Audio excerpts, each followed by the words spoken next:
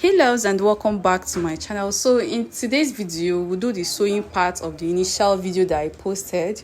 So here is the finished look of this blouse. It is not my size, I can't wear it, but it is beautiful. So I am trying to place some trimmings on it. We know we have done the pattern drafting, we have cut our lining, our doll face and our lace. So I have attached my lace to my fabric. You can see I've attached my lace to my doll face, and I also added my pad. So this is what we have. So after joining the pad, you go ahead and open up the seam allowance and you will iron properly. So after that, you go ahead and add your skin net. This is our skin net. I did not turn the neckline of this skin net because I will add a turtleneck to it. So here is the back part as well. I am done joining the lace to the doll face, that is the main lining. So after that, you go ahead and add your skin net to it.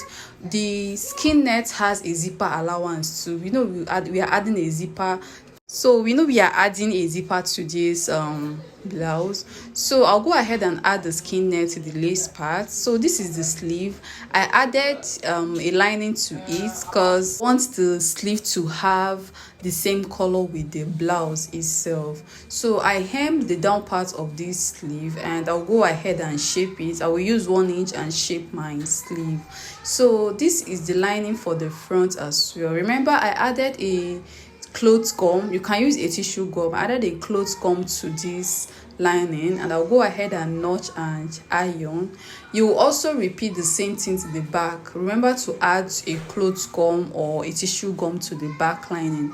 So I will add my bones to this lining. I don't want to add my bones to the main fabric because I am making a blouse. It is a uniform for mothers in church. So I'll go ahead and cut, let's say, 1 inch pieces or 1 inch strips. Then I'll go ahead and run them on this lining because I want to make my bone channels. I'm using a plastic bone, but if you're using a regular bone, that means you will sew your bones on your lining. But I'll make channels first of all before inserting my bones. So I'll go ahead and I will run my stitches on this fabric so that it will be on the line. I don't know if you understand. These pieces that I cut, I'll go ahead and run a stitch on all of them so that it will be on the lining.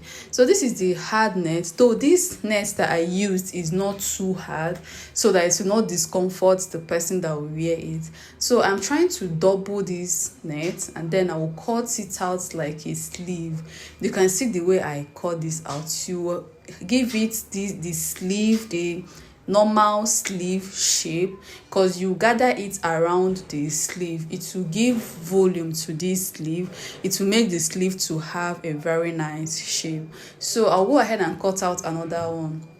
What I mean by doubling the net is that I cut out 2 pieces for one sleeve and 2 pieces for the other sleeve. The net is not too strong, so I am trying to make it a bit strong so that it can help our sleeve to be puffy a bit.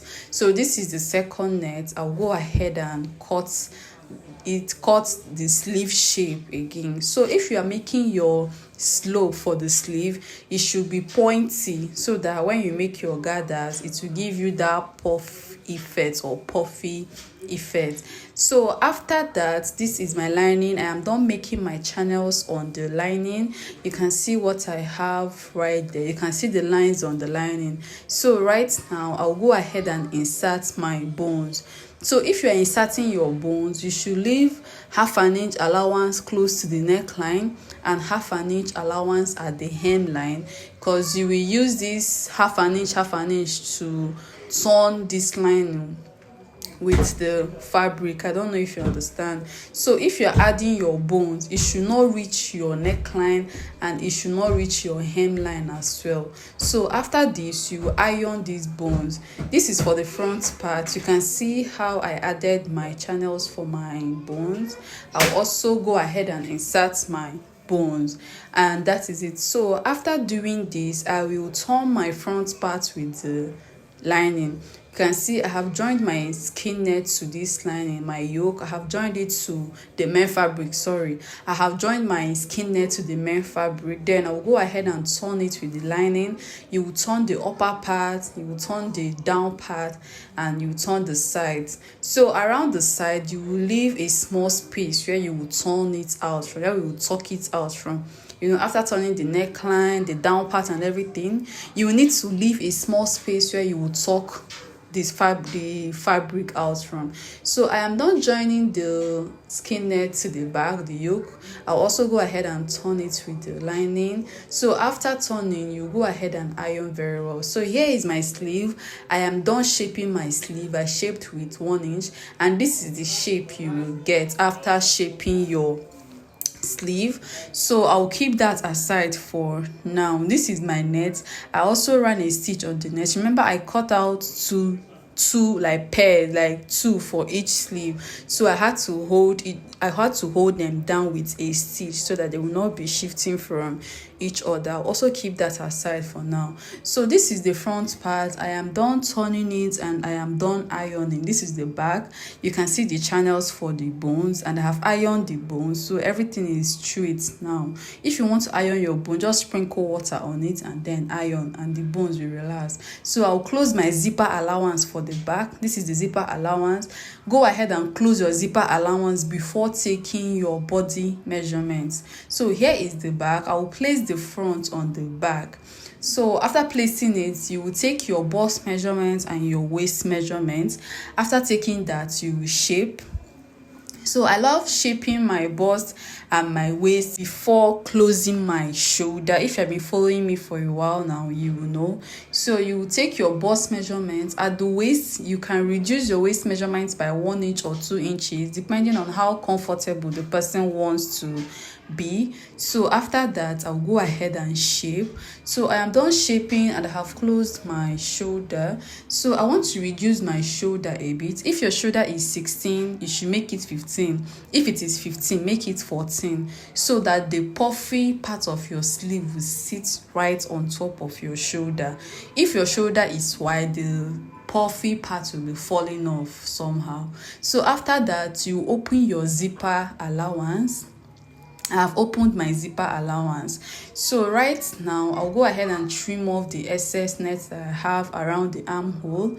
And remember, this blouse has a turtleneck. So after taking your measurements and everything, you go ahead and measure your round neck. You will measure the round neck, both the zipper allowance and everything. Just go ahead and measure it. So I measured my round neck and I got 18. If you have 19, it is still okay. Remember that your zipper allowance is included. So I am cutting out a doll face. I want to cut that turtleneck on a plain fabric. Then after joining it to the blouse, I will cut out the trimmings on the lace, and then I will use it to cover that area.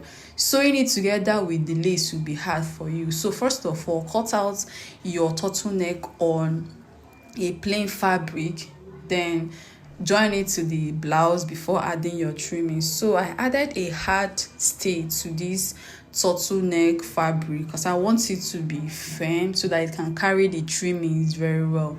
So after that, you fold into 2 and trim. So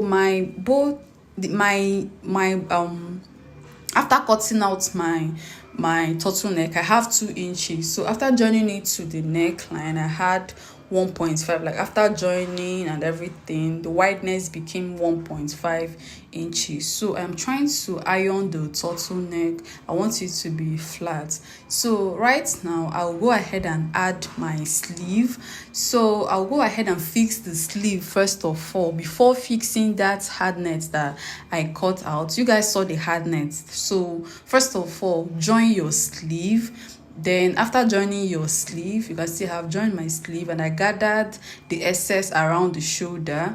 Then I will add my hard net right now so that I will not get confused. So this is my hard net. I will turn out my sleeve and then I'll go ahead and gather it around the armhole area of the sleeve, and you should gather it more on the shoulder so that it will have that puffy shape. So you can see the one that I have added hard net to. I have not added to this one that I'm holding right now. You can see the difference. This one is standing more than the other one. So that is the essence of this hard net. So right now I'll go ahead and add the other hard net, and I'll also add my zipper. So this is the inside. If you turn the inside, this is what it will look like. You can as well go ahead and close your allowance, if you your net if you want, but if you like, you can leave it like that. So this is what I have after adding the zipper and everything. So right now I'll go ahead and cover all these parts, all the zipper allowance on the skin net. I will cover it up with the trimmings. I cut out these trimmings from my lace, so I will cover it up, and I will cover the hard net. I will also add some trimmings around the sweetheart neckline at the front, and I'll also use it to cover some areas around the dart line. Like I will use it to cover my dart lines so that everything will look neat. So that's it, guys. This is all for the sewing video, and the blouse came out perfect, like very beautiful. So guys, please do not forget to subscribe to my channel and click on the notification bell so that anytime I upload a new video, you'll be notified. So our August classes will start on the 15th. If you have not made your payments, please make your payments. I'll add everybody to the class. The class will commence on the 15th of August. So just go ahead and add trimmings wherever you want to add it, and that will be all for this tutorial. Thank you guys, and see you in my next video. Bye.